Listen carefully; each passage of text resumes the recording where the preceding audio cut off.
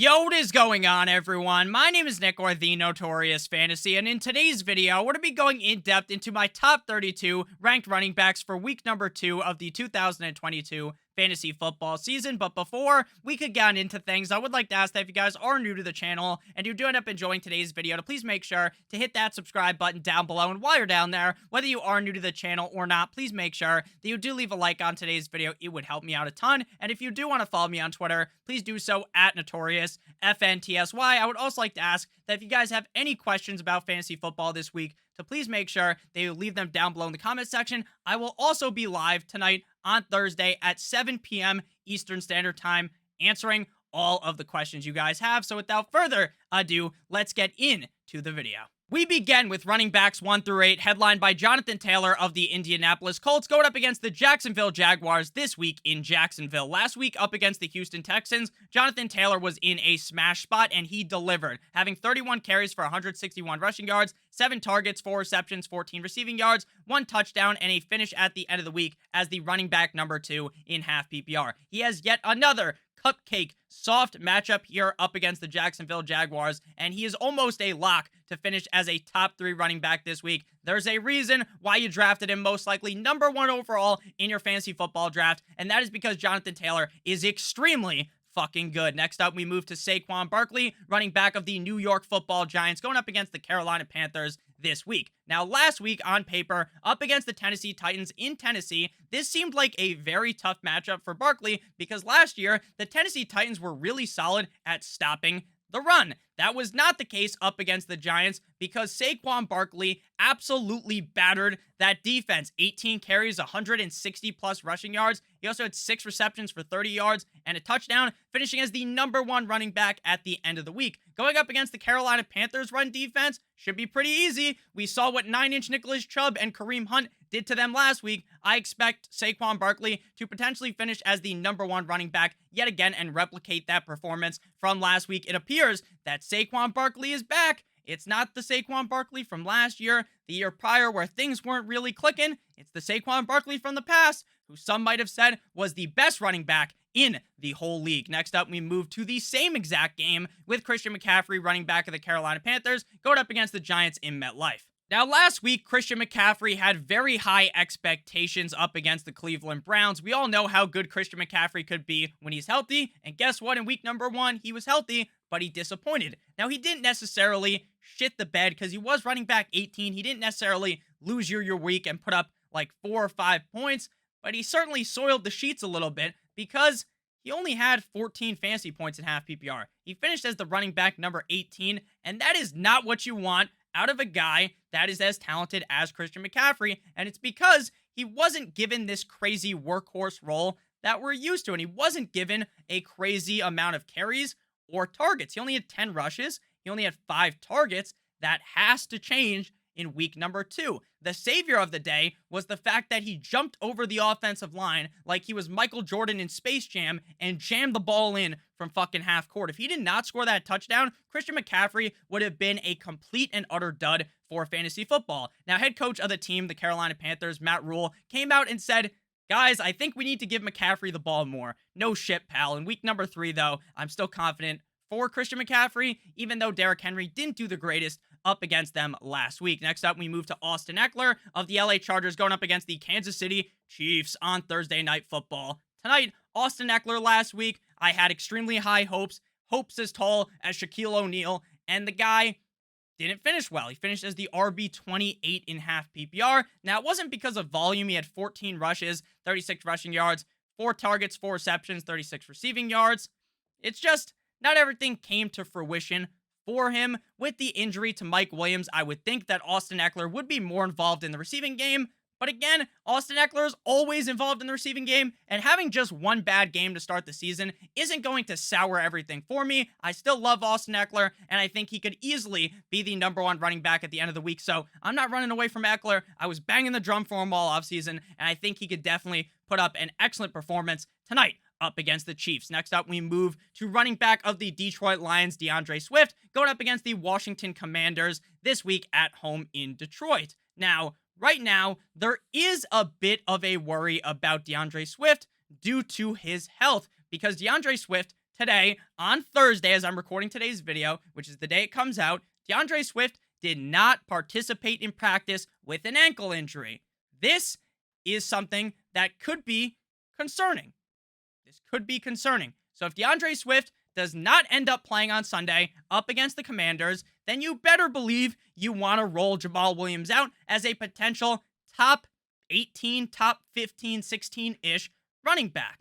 Now, I'm not saying to panic right now, but if you have DeAndre Swift and Jamal Williams is available, you better pick him up. We saw Jamal Williams score 2 fucking touchdowns last week. DeAndre Swift, though, even though Jamal with 2 A's Williams vultured 2 touchdowns, the man was still the RB3.5 PPR on the week. He had over 140 rushing yards. He had 31 receiving yards, and he scored a touchdown in that game up against the Commanders this week. I think this could potentially be a bloodbath, a very high-scoring game, and I think DeAndre Swift could definitely get it done here as my running back number 5. I'm very excited about Swift, again, assuming he plays in this game. At number 6, we got Javonte Williams of the Denver Broncos going up against the Houston Texans. Now, both Javonte Williams and Melvin Gordon had a bad case of fumbleitis up against Seattle in Seattle on Monday Night Football. It honestly almost felt like a movie script of the Denver Broncos, the big bad boys technically in this script, versus the underdog, Seattle, and Seattle just wins the game off of these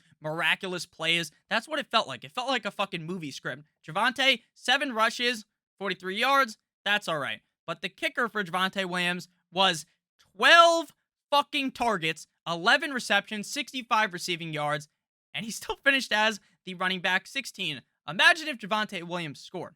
Now, this matchup up against Houston is extremely exploitable. We saw that with Jonathan Taylor last week. Even though the Colts kind of put up a dud of a game, Jonathan Taylor went off. Javonte Williams is clearly the number 1 back on the team. They are going to use Melvin Gordon, and it is going to be very annoying for you. There are going to be weeks where Javonte Williams doesn't do as good because Melvin Gordon tag teams in and runs in an end zone or runs into the end zone, or maybe the team just wants to use Melvin Gordon a decent amount, which could be the case. But here up against the Houston Texans, honestly, I think they can both eat, so I expect Javonte Williams to have a very solid performance. Next up, we move to Leonard Fournette, Big Uncle Lenny of the Tampa Bay Buccaneers, going up against the New Orleans Saints in New Orleans. Facing up against the Saints defense isn't the most ideal matchup, but Leonard Fournette is a clear focal piece in this offense. He's a clear focal point of this offense up against the Dallas Cowboys. This motherfucker ran a train on them, 20 plus rushes, almost 130 rushing yards,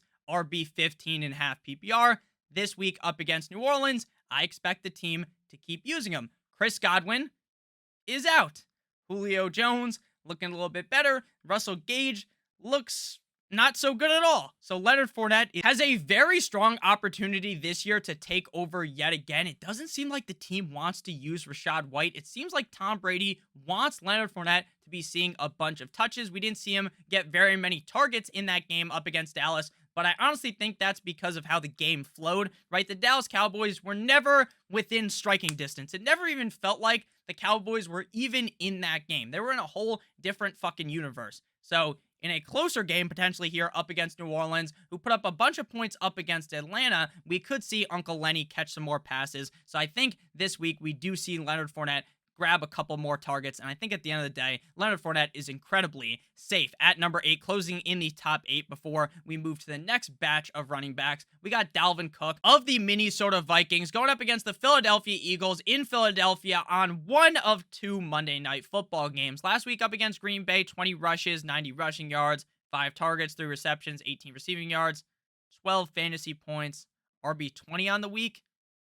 Not great, but it seemed like really no one besides Justin Jefferson and Kirk Cousins actually had a good game. While I think Justin Jefferson is a target hog, he's this excellent player, I don't think the offense just runs solely through Justin Jefferson. He's not just the only player that can have a good game. I think this could be a very high-scoring game up against the Eagles. So I definitely like Dalvin Cook this week and think he is a very acceptable start. And I think that he's going to go back to his old ways of being a top 10 running back with top 5 upside weekly. Next up, we move to running backs 9 through 16, headlined by Joe Mixon of the Cincinnati Bengals. This week, Joe Mixon is going up against the Dallas Cowboys in Dallas. Last week, Joe Mixon got a bunch of opportunities, but they weren't super fruitful because even with 27 rushes and 9 targets, he only had 82 rushing yards, 63 receiving yards, no touchdowns, and 18 fantasy points, finishing as a top 10 back. Now, again, that's not a shitty day, but when you hear Joe Mixon got 27 rushing opportunities, you, for one, probably think the Cincinnati Bengals absolutely smoked the Pittsburgh Steelers and beat the ever-living shit out of them. And you also probably would think Joe Mixon might be the number one running back at the end of the week, which was not the case in either scenario. They lost to the Steelers, and Joe Mixon finished as running back 9. Now they get the Dallas Cowboys. We just saw Leonard Fournette run effectively against them last week on Sunday Night Football in that dome up against Cooper Rush. It seems like the Dallas Cowboys are going to be down, and the Cincinnati Bengals are going to be able to just keep handing the ball off to Joe Mixon, who's the clear workhorse running back in Cincinnati. I'm in love with the upside of Joe Mixon here up against the Dallas Cowboys. Next up, we move to Aaron Jones of the Green Bay Packers up against the Bears. Last week, Aaron Jones stabbed me in the back basically 100 times. I felt like I was either Julius Caesar or O.J. Simpson's wife. So Aaron Jones did not do good at all. 5 rushes, 49 rushing yards, 5 targets, 3 receptions, 27 yards, 9 fucking fantasy points, RB 29 on the week in half PPR. Awful. A.J. Dillon had a good game, but Aaron Jones was nowhere to be found. Now, it came out that head coach, Mr. Matt LaFleur, came out and said that things will be better on the other side. There's greener pastures ahead for Aaron Jones, so I'm not going to panic off of week 1, but it did definitely suck if you had high hopes on Aaron Jones like I did. That offense looked bad in week 1. The Green Bay Packers, they got absolutely smoked by the Vikings. So hopefully in week 2, things are better. And they do go up against the Bears. And we all know Aaron Rodgers owns the whole Bears organization. After that, we go to Alvin Kamara, running back of the New Orleans Saints. Currently, my running back number 11, going up against the Bucs this week. Another running back who fell very, very short of their expectations. Running back 47 on the week for Alvin Kamara. We saw Taysom Hill have a big run. I don't expect that to be the usual for that team. They also were getting their back blown out early on by the Atlanta Falcons. So I think things will get better going forward for Alvin Kamara. Again, there's no need to panic, to shit yourself because, oh, Alvin Kamara had one bad week. It's okay. It's okay. Guys can have bad games, especially in week number 1. Obviously, the matchup was really good against Atlanta. Didn't come to fruition, but hey, don't worry about Alvin Kamara. He'll be just fine up against the Bucs. Next up, we move to Derrick Henry of the Tennessee Titans going up against the Buffalo Bills in Buffalo. We did see that the LA Rams, while Cam Akers struggled to run against them, that Darrell Henderson looked just fine. Last week, Derrick Henry, 21 carries. Normally, when Derrick Henry gets like 21 carries, you're expecting 100 plus yards. He got 82 yards, 1 target that hit him directly in the hands. The guy has stone hands. Don't expect any receiving work for Derrick Henry. 8 fantasy points, running back 33. Again, with these running backs that are incredibly good, you don't want to panic. I don't think Derrick Henry magically entered this season and fell off the edge of the earth, okay? I just simply do not think that happened. I think going up against the Buffalo Bills this week, while this isn't the most ideal matchup on paper, I think he'll be just fine, and he is my running back 12 on the week. Now we move to RB number 13, 9-inch Nicholas Chubb of the Cleveland Browns going up against the New York Jumbo Jets at home in Cleveland. Last week, Nick Chubb ran a train on the Panthers, 141 rushing yards on 22 rushes. He also had a reception, 2 receiving yards, running back 14 on the week, 15 fantasy points. That matchup up against Carolina on paper wasn't super difficult, but it was somewhat tough. Going up against the Jets, that defense is going to open up easily. Easily. It is going to be incredibly easy for 9-inch Nicholas Chubb to destroy them.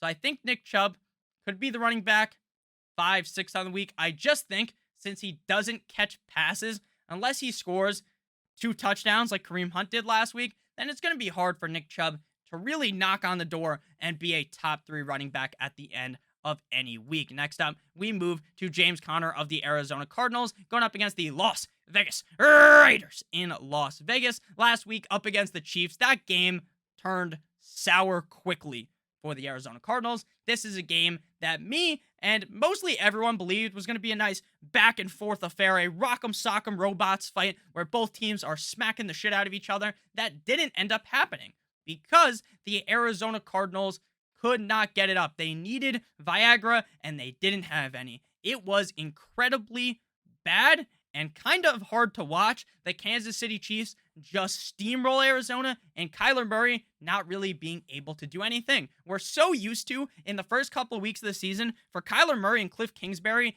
to be firing at all cylinders, for that offense to look like one of the most premier, the primo, the numero uno, best offense in the NFL, and then things didn't happen like that in week number 1. James Conner, though, wasn't awful, wasn't amazing.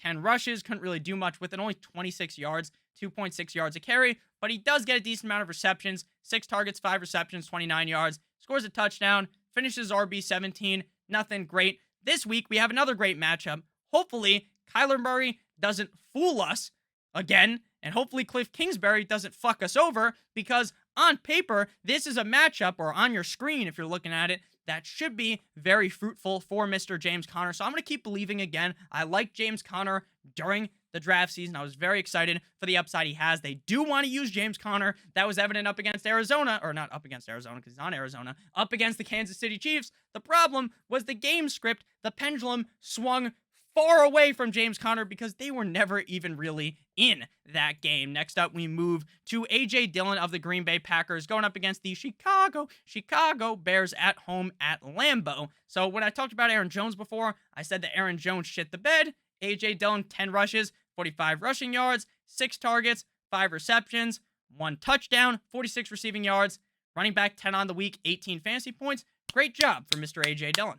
Again, I want to continue to reiterate that I don't want to overreact and panic off of week number 1. While I understand that A.J. Dillon outscored Aaron Jones, I'm still riding with my opinion from early on in the season, or not early on in the season, in the offseason when you're drafting, that I believe that Aaron Jones is better. There's a reason why I drafted him in the second round, because he's a better player. Now, could I be proven wrong in a couple of weeks? Definitely. But off of week 1 up against the Vikings, a game where they got destroyed, I'm not going to just completely do a 180 on my take and completely move A.J. Dillon way ahead of Aaron Jones. Again, they're close in the rankings, running back 15 and running back 10, but I'm still a believer in Ron Jones. Close out the top 16 before we move on into the next round of running backs here. We got Darrell Henderson Jr. of the LA Rams going up against the Atlanta Falcons at home in LA. Now, up against the Buffalo Bills, it was very clear that Darrell Henderson is the guy that Sean McVay wants to use. That Cam Akers doesn't have the juice that he used to have. That Cam Akers doesn't have it in him right now. Now, by the time we get out of the bye week, week 7 is the bye for the LA Rams, is it possible that maybe Cam Akers overtakes Darrell Henderson at some point in the season? Maybe at that point in the season? Definitely. But right now, we have to base our expectations off of what happened last week. Now, I know I just went on some fucking tirade about don't overreact to week number 1. Well, it's not an overreaction when we see that Darrell Henderson outsnapped Cam Akers by a humongous margin. The snap count was not close at all, and the eye test when you watch the game told you that Darrell Henderson right now is the better back than Cam Akers. He didn't have a crazy game. He was RB24 last week. But I do think that Darrell Henderson up against Atlanta and the Falcons, I know Kamara didn't do too good against them, but I do know that the Atlanta Falcons run defense isn't very good, so I definitely believe that Darrell Henderson can get it done, and I'm certainly playing him with a lot of confidence up against Atlanta this week. Before we move on into running back 17 through 24, I would like to give you guys a quick word for our friends and our sponsor over at Underdog Fantasy. They've been on your screen this entire video. Now, I know best ball season is over because the regular season started. But is it really? Because now Underdog offers Best Ball Resurrection, which goes from week 6 through 17. Are some of your teams already cooked by injuries? Are some of your best ball decisions not looking the best? Well, guess what? You can hop back in for $10 in the Best Ball Resurrection tournament. First place, $100,000, a $500,000 total prize pool. If you use promo code Stokastic, you receive a first match deposit bonus of up to $100, which is 10 free entries into the Best Ball Resurrection tournament. I love best ball drafts. They're super fun. My favorite part about fantasy football is the draft, So why not hop on over to Underdog and join the Best Ball Resurrection? And the best part about Best Ball is you don't even have to worry about setting your lineup. They automatically give you the highest score at the end of the week based on the players you got. You don't have to worry about waivers. You don't have to worry about making trades because there's no trades, there's no waivers. It's the most fun part about fantasy football, the draft, without the hassle of the waivers, the trades, setting your lineup, all of that. So make sure you guys do check it out again. Promo code Stokastic for that $100 first match deposit bonus. Now we move to running back 17 through 24. I was someone who did not like Antonio Gibson this offseason, but it appears that without Brian Robinson, we need to put some fucking respect on Antonio Gibson's name. Last week, running back 12 in half PPR, 17 fantasy points. He had a crazy amount of targets with 14 carries up against the Jacksonville Jaguars, and now he gets another soft matchup up against Detroit. I am fine to admit when I was wrong. I understand that I was wrong about this situation. Riverboat Ron wants to use Gibson. He's not going to fade away from him yet until maybe Brian Robinson returns. But right now, Antonio Gibson is that dude, and you need to start him up against the Detroit Lions. Next up, we move to Cordero Patterson of the Atlanta Falcons, going up against the LA Rams in LA. Last week, up against the New Orleans Saints, which is a tough matchup, 22 rushes, 120 rushing yards, 5 targets, 3 receptions, a touchdown, running back 4 on the week, 21 half PPR points. Cordero Patterson is one of the most crazy phenomenons I've ever seen in the NFL. This motherfucker, for like a decade, was basically a bust, right? You would have thought Cordero Patterson, NFL bust. Now, he wasn't awful, but he wasn't doing what he's doing now. It's actually insane that this guy's 30 plus years old, and finally last year, everything started clicking. And even with Kyle Pitts, Drake London, Cordero Patterson is having an easy time just getting the ball. The ball just goes to Cordero Patterson, and I think Marcus Mariota actually opens this offense up more because the defense is so worried about Marcus Mariota running that it helps out Cordero Patterson.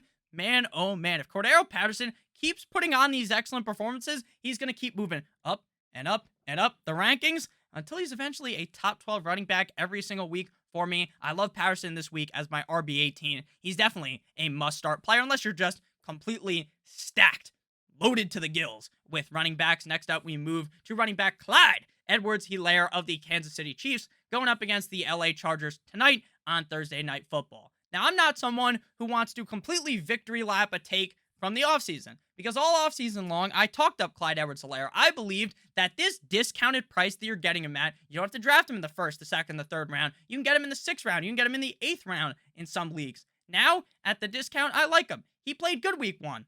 But again, I'm not going to overreact and tell you, you dumb motherfuckers, guess who was right? Me.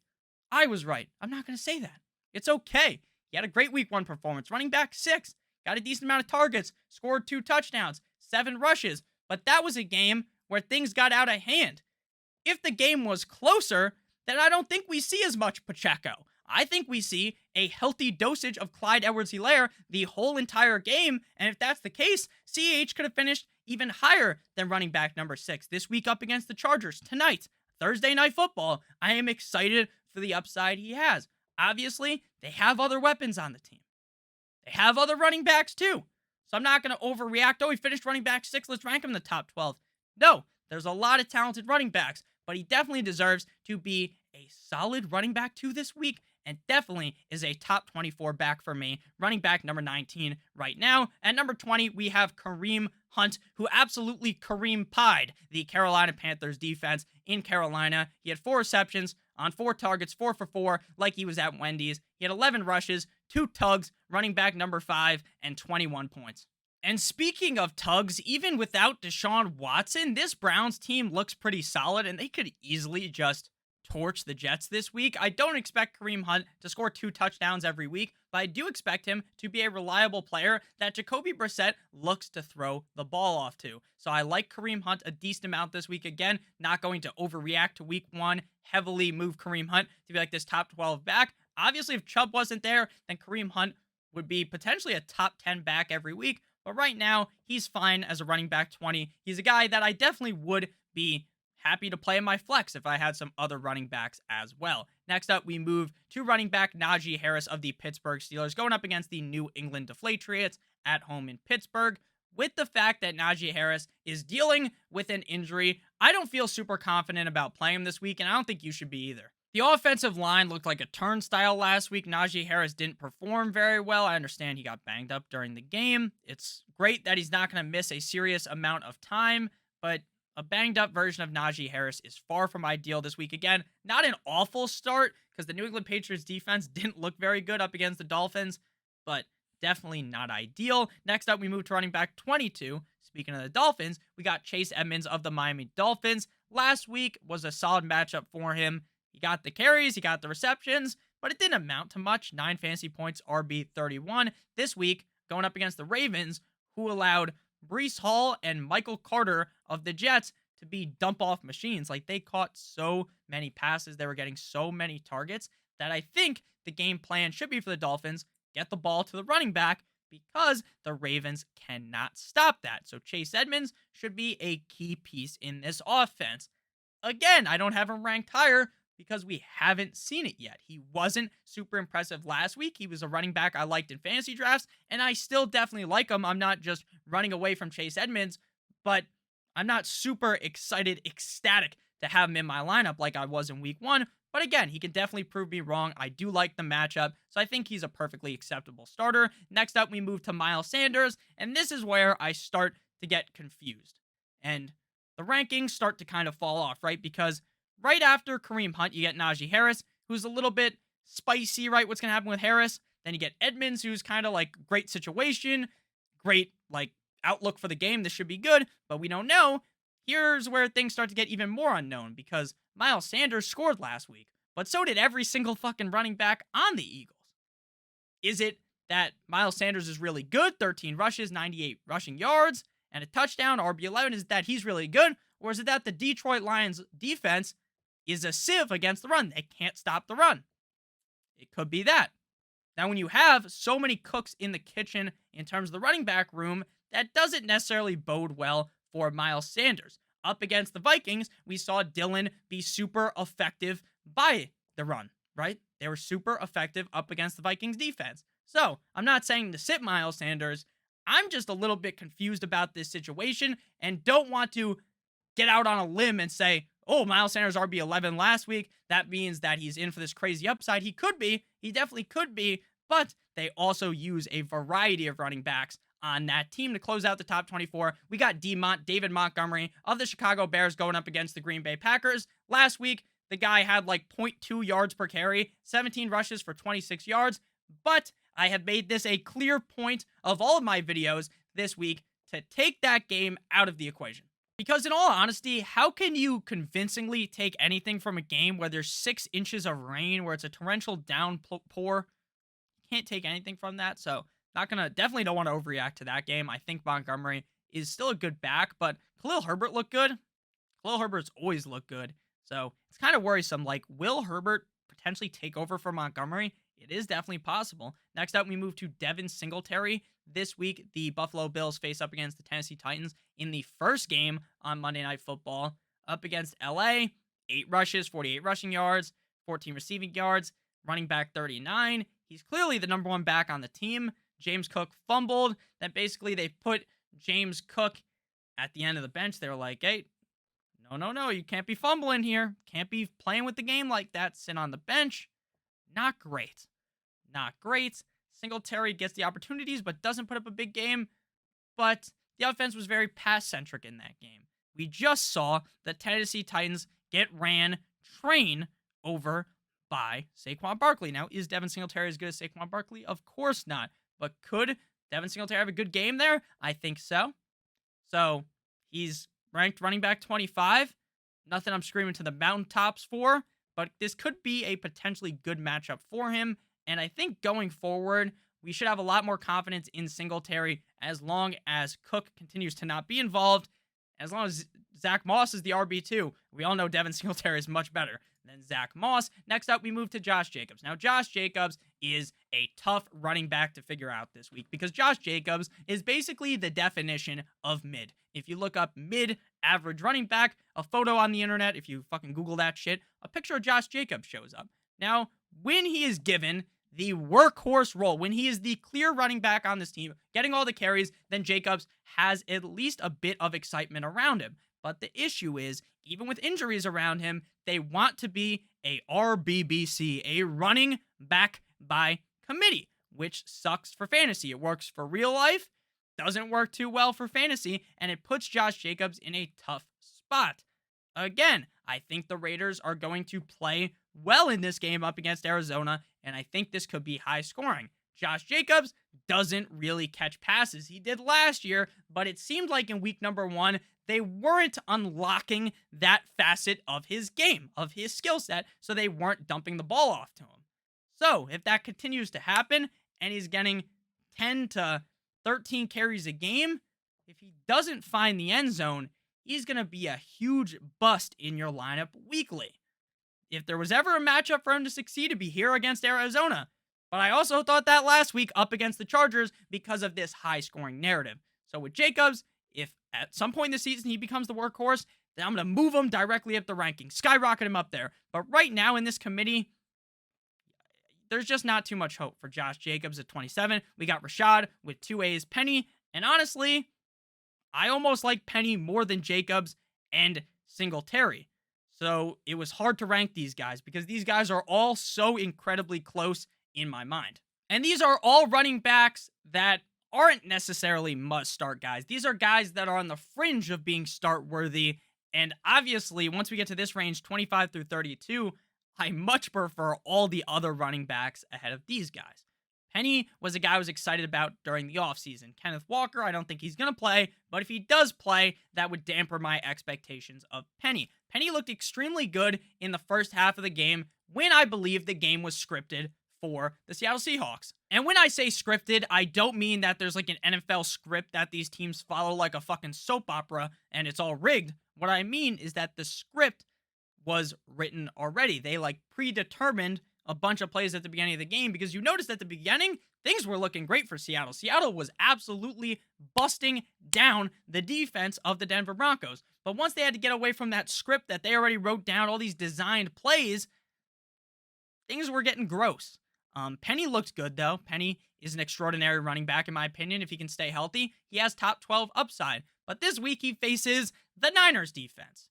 The Niners defense, again, I'm not taking too much from last week, but the Niners defense on paper, and I've said on paper a bunch of times, but realistically, the Niners defense should be pretty good against the run. So this is a tough matchup. Week 3 and week 4, this man gets the Falcons and the Lions, and he could easily be amazing those weeks. But this week up against the Niners, it's not a great matchup. Next up, we move to Jeff Wilson. Speaking of the Niners, the other running back in this game. So obviously Elijah Mitchell gets hurt. He's going to be missing 2 months of the season. Jeff Wilson did look okay in that game. Again, not much going to take from it because of all that rain, but Jeff Wilson's now the guy.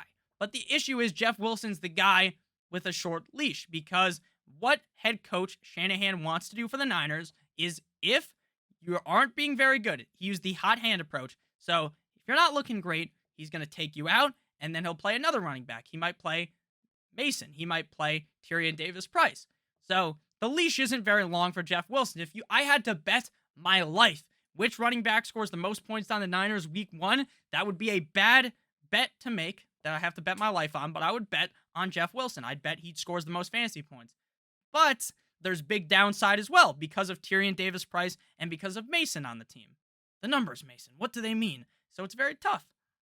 Jeff Wilson, again, not a guy I'm forcing into my lineup. Not a guy that I'm jamming in there unless my running back core is down bad or I'm suffering from the Elijah Mitchell injury. Next up, we move to Travis Etienne, running back of the Jacksonville Jaguars. Now, reports came out today that it said that Travis Etienne was spooked. This motherfucker said he was spooked when the ball came his way. Travis Etienne, what are you scared of, bro? You played at Clemson. Why the fuck are you scared to catch the ball? He had a drop touchdown in that game up against Washington. He shit the bed. What the fuck was that, Travis Etienne? Why are you spooked, bro? Just catch the ball. And I'm saying that like as if I could catch the ball that were thrown to Travis Etienne. Probably not, right? Probably not. But what I'm saying is that, like, you're in the NFL, man. Just catch the ball. If Etienne shits the bed again this week and James Robinson reigns supreme again, then I'm gonna have to tell you guys to sit Etienne down. I'm going to have to tell you to start James Robinson. I was a big James Robinson truther towards the end of the year because of the fact, or as we got closer to fantasy football drafts, because it seemed like he was going to be healthy. And I thought last week, oh, James Robinson's in. He's not going to do much. Why would they risk it? They risk it. The guy looks amazing, and Etienne is awful.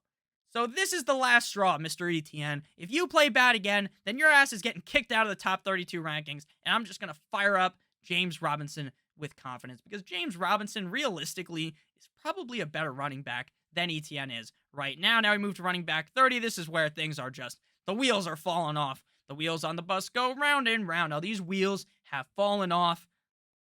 Ezekiel Elliott up against Cincinnati. Look, if Dak Prescott was here, I could excuse a bad game up against the Bucs. I could excuse it. But now it's Cooper Rush. Now maybe they just force feed the rock to Zeke. Just keep handing it to him. Make sure Rush doesn't fuck up. Maybe that happens. Or maybe, just maybe, they get so behind in this game that they can't run it. And then they start throwing to Pollard, and now Pollard's in the game, and now Zeke isn't doing too much. This is kind of what I feared about Zeke, was that maybe he's just not good anymore. And that's what it's starting to look like. Now, the thing is, the team still believes in Zeke. Mike McCarthy, that fat bastard looking like the Kool-Aid man on the sideline, still trusts him. So he's still going to get the carries. But what's he going to do with it? Not too much. Now, I hope Zeke proves me wrong, because I'm still a fan of Zeke. I hope Zeke gets better.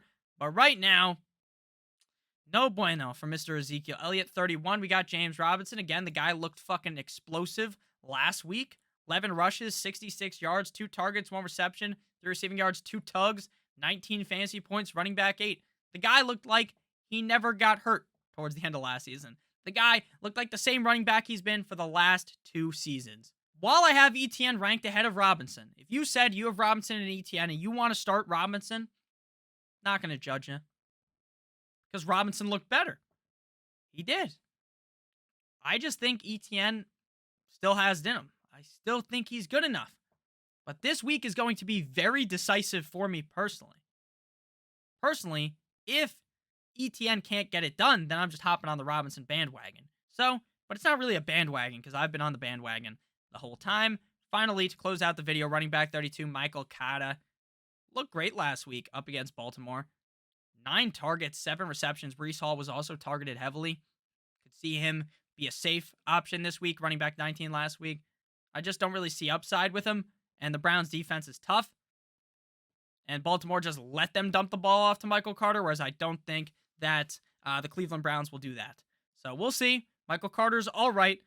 But again, none of these guys, range 25 through 32, are really moving the needle for me. So thank you guys all so much for watching today's video. If you did end up enjoying, make sure you hit that subscribe button down below, as well as hitting that like button. Make sure you check out Underdog Fantasy, promo code Stokastic, for that $100 first match deposit bonus. I love all of you guys. I hope you have a great rest of your guys' day. And as always, good boy.